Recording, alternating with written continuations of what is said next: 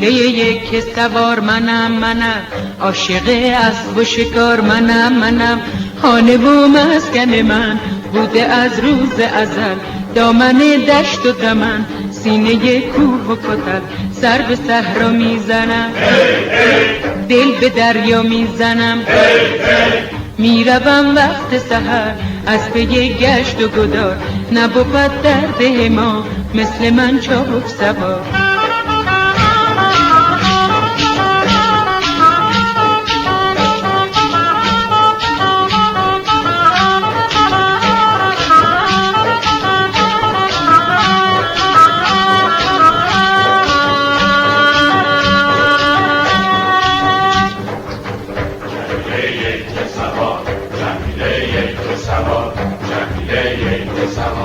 جمیله یک سوار منم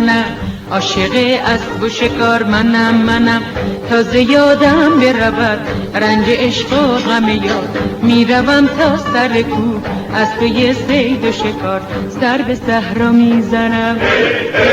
دل به دریا میزنم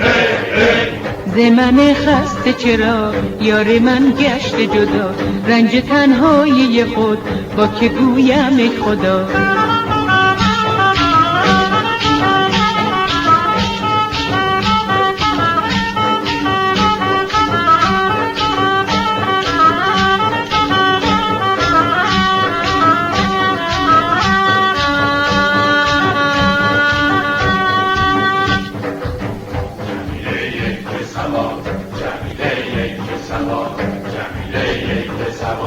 جمیله یک سوار منم عاشق اسب و شکار منم خانه و مسکن من بوده از روز ازل دامن دشت و دمن سینه کوه و کتل سر به صحرا میزنم